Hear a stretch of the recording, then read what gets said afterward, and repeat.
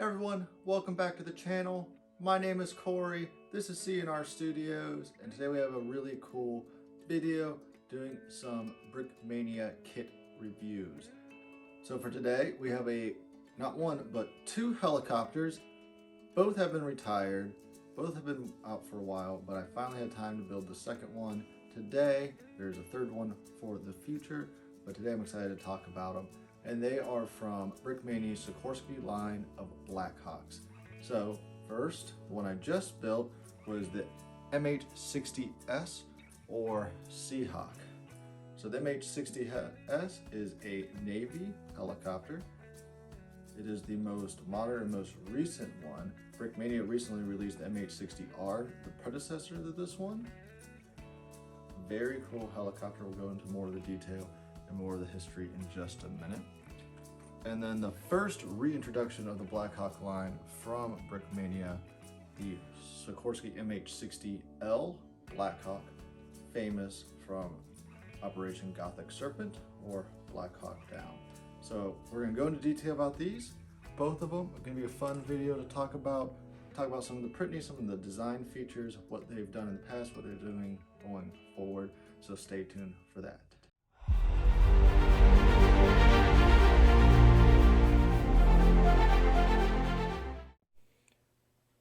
The Army Special Operations variant of the UH-60L Blackhawk, the MH-60L, was designed for covert infiltration and resupply of operatives regardless of environmental conditions.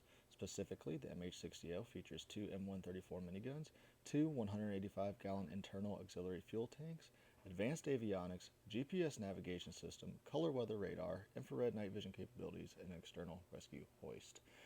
As you can see on the model itself, the two brick-armed M134 miniguns sitting out the side, a crew of crew chief, door gunner, pilot, co-pilot, and some Army Rangers inside, as well as printing for the cockpit and stickers throughout for the unit markings.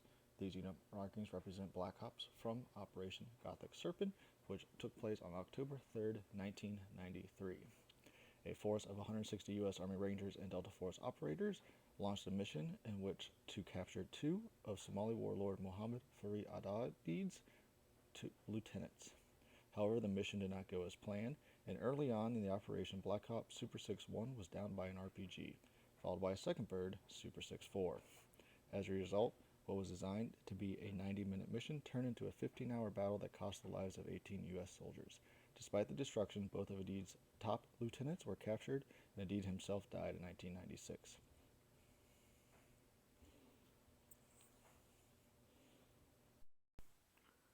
The MH-60S Seahawk is the Navy's version of the venerable Blackhawk line of utility helicopters. This one serves in combat support, medical evacuations, disaster relief, spec war, anti-surface warfare, and more. Similar to the Blackhawk, the MH-60S features a 90,000-pound external cargo hook, gunner's window, landing gear with tie-downs, and wire strike protection. It also has hover infrared suppressor, as well as automatic stabilization equipment and fuel cells. It first saw operation aboard the USS Essex, the Wasp-class amphibious assault ship. It has served both overseas in support of Operation Iraqi Freedom and Enduring Freedom. As you can see in this model, we have Brick Arms M240 machine guns out the sides, as well as a GAU-21 air-cooled 50 cal machine gun out the door. On the front, you'll notice two Batwings with a total of 8 Hellfire missiles from air-to-surface missions, as well as abundant printing throughout both the cockpit, as well as markings on the side with stickers for unit markings, showing a vast upgrade compared to the previous Blackhawk model and Brickmania's capabilities. Hey, I hope you all enjoyed that little in-depth history and overview of the two models. Hopefully me turning the whiteboard did not bother you too much. I don't have a turntable yet, though I plan to in the future just to make that experience a bit better for you. Now that we're done with that step, the next step I want to go to is the overall build experience. What I think of the models individually, what I think they've kind of done in the progressiveness of the design between one and the other, and especially what they have for in the future and what they're doing now. So first off, we're going to start with the Blackhawk. So the Blackhawk is the oldest, and like I said in the intro, it's basically the first one that Dan did in the new line of Black Hawks with partnership from Sikorsky, meaning they're not just getting licenses from them, but they're getting model blueprints as well, I believe, and some other things and tidbits you probably would not know, just to be able to make the model more accurate.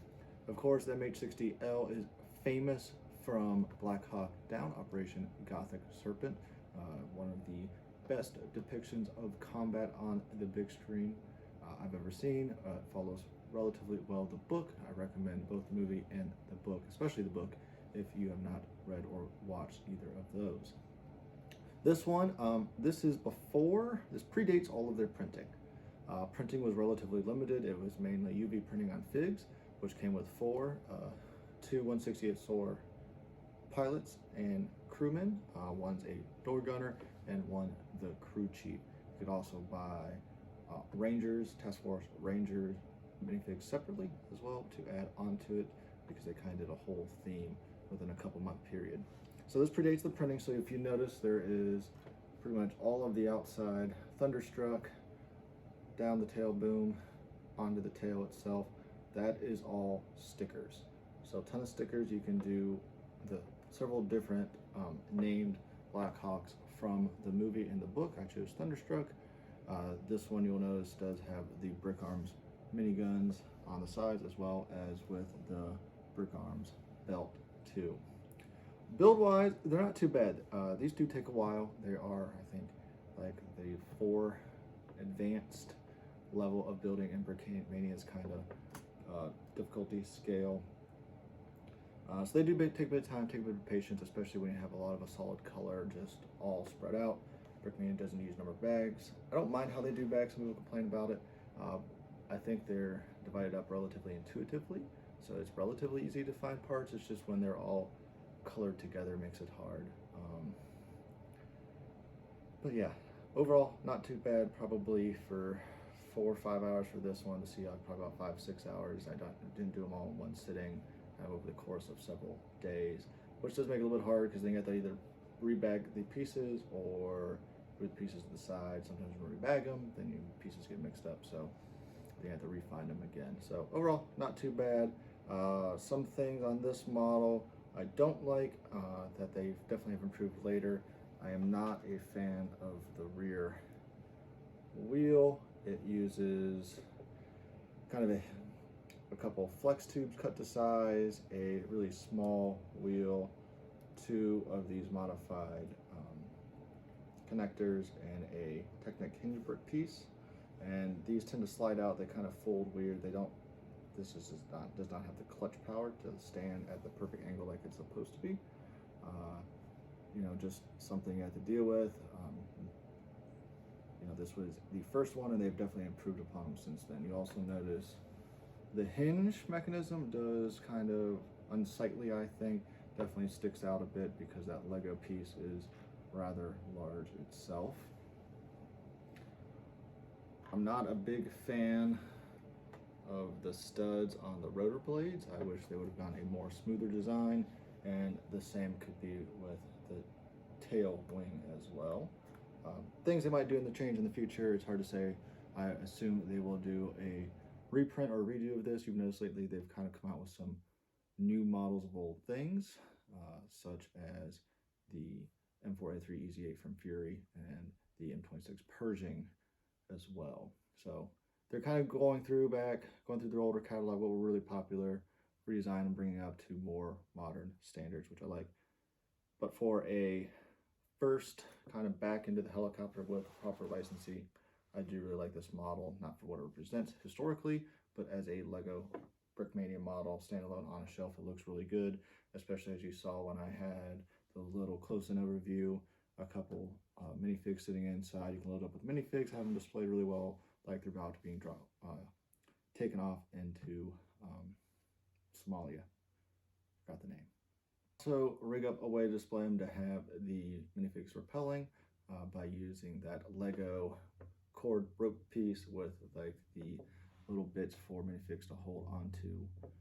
Overall, like the model, you do get a little bit of droop over time on the rotor blades, which is fine. If you look at a helicopter when it's just standing there, the blades are drooping. That's fine. This I find to be a little bit of a looser mechanism of attachment compared to like the new one. It does rattle pretty good and things like that. Otherwise, it is a relatively sturdy model. Like you can hold on to it. The best place is right here in the tail because this inside here is basically a solid brick. So they are swooshable. They can break, and I have broken them, but they are relatively swooshable. Moving on from there, like I said, they've done a number of different Blackhawks since then, and this one is the new Seahawk. So this came out towards the end of 20, but this is like where Dan was able to really sit down and start to redesign things. This isn't the most recent version. However, I do have a more recent Bell or Sikorsky helicopter to build. But this one does take advantage a lot of the printing. Most of this is printing, including the naval markers there, the chaff dispenser, the front sensor up here, all the heads-up units inside with all your gauges, as well as the star and bar there. The only stickers are the unit marking, which you can choose which unit you want to go with. There is a bunch of different units. As I was saying, there's a bunch of different units to choose from. You do get a large sticker sheet of different unit markings. The main one is these guys over here, the Sea Knights, and then you have other options. I chose the wild cards because they have like a kind of gunslinger look to them. The only sticker I didn't use from theirs is the unit number. I went with the printed unit number just because I thought it looked better. I know it's not accurate, but it looks better to have just the printed unit number instead of a sticker overlay of it. And then so you use 1, 2, 3, 4 plus these two right here for the danger keep away. So definitely a lot less stickers. You also have printing on these slope bricks here to kind of get the blackness of the engine and the turbine engines there. Things I dislike, the hoist mechanism is a lot better looking. It's over here. It was a pain, and I mean absolute pain to build because the hoist is all the way back here under this flap. It runs through, out, and down, and so you do have to do some fidgeting. I had to use some like tweezers to help take some things apart because it was easier to put the rope or the line through and then connect them together. Otherwise, I really like this model. I think it definitely improves upon things I didn't like before, like all the rotor blades, going a nice smooth feature. This rotor design is a lot stronger. There's a little more resistance, so it's not as free spinning, but it is sturdier. The rear tail wing also is smooth. One thing I didn't mention in the Blackhawk, both of these have the same feature where this can be folded up. The tail, if you want. The tail does fold, as well as you unclip this 1x2 grill plate, and then your rotors can fold well. So these are designed to be stored on aircraft carriers and other vessels, so they don't take as much space up. Boom. The other thing I complained about with the MH-60L was the rear wheel. This one is much stronger. It uses the frying pan with a Technic axle and hinge, and it connects them together, so it's a much stronger design. It's not going to fall apart on you or even fall out like the other Blackhawk does. This one, as you can see, is heavily armed, as Dylan would say, bristling with brick arms. As you can see, has the bat wings on it. You can take them off if you would like, but it includes 2 pods of 4, probably Hellfire missiles. So for anti-tank or anti-ground operations. Each window has a machine gun as well. It's just a light machine gun, probably M240 or 249. And then the M2HB, which would 50 cal out the side. This is the Air Force edition, so I think it's the GAU 18 potentially. If I'm wrong, you'll correct me. That has the longer air-cooled barrel with the duck bill style flash hider.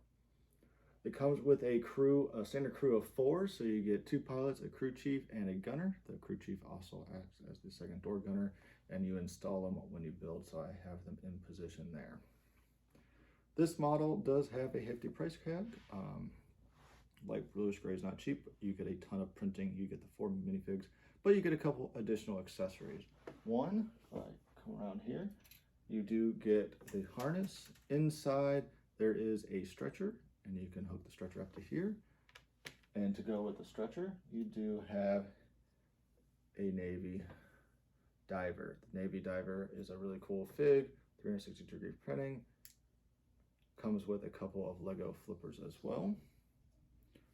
But I think the one most everyone was excited about was this guy, and he's kind of like a pararescue jumper medic type. I'm not sure what his official title is in the kit.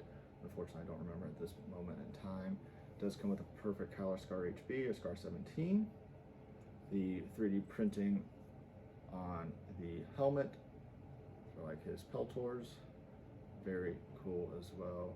Even his sunglasses having that USA flag on them, very nice. So you get a couple extras with the kit, which helps with the price.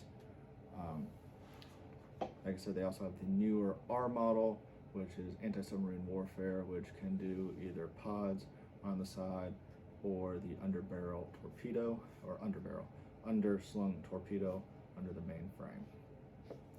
Now, both of these models have some things in common that they've improved upon. One, you'll see this has a door. The door is posable, unlike the Huey, which is able to actually retract normally. This one is attached, so you have to pose it open or closed. Also, they have smooth bottoms, so it makes it rather difficult to attach any kind of stand without serious modification. So they both have to rest on the ground like such. So I mentioned all that because I do have a more recent one to build, and this is the unofficial official MH-60 Ghost Hawk. So this is not an official kit from Sikorsky. It is what thought to be an official helicopter that we know partially exists, and that's the stealth version of the Black Hawk. This includes all the latest and greatest from Brickmania, including all printing. I think it's almost all printed. Comes with a bunch of minifigs, comes with a display stand. I believe this one has the sliding doors on it as well, which is new. But we're upping the piece count to almost 1,500 versus 11 and 1,200. So you can kind of see that. So I'll get this one built in the future, and then we can do kind of a side-by-side of all three. I would love more of the MH-60 line of Black Hawk helicopters, of course, but they're expensive and they take a lot of space, and I have limited room and a budget. I'm trying to be more contained this year, only buying things I really, really want. Of the ones that are out, I would really like to get the Jayhawk at some point, have something I represent the Coast Guard. Enjoyed this in-depth review of these two Sikorsky models from Brickmania. As you can tell, I really like them. They do have a few negatives, especially on the older one compared to the new one. However, they have rectified all the issues I've had with the newer upgrades, especially on the latest ones that have come out from Brickmania. Again, I really like these models. They're fantastic. They look great. They're just expensive. And with anything with third-party Lego and Brickmania, you know there's going to be that expense. You're paying for the designer to design them. You're paying for them to upload them on create instructions. You got to pay for the instruction booklets. You got to pay someone to design the artwork for the minifigs, the artwork for the actual printed parts themselves. Then you got people to do them, to make them. You got to pay people to buy the parts and sort the parts, package them, and then ship them. So there's a lot that goes into it. I do think the outcome is worth it, and they are incredible. So yeah. If you have any questions about anything, if you have any comments about them, if you have one, which one do you have? Tell me what you like, what you don't like. This is I think, really trying to do a more normal review of the process, so let me know what you think down in the comments. Otherwise, like and subscribe, and we'll see you on the next one.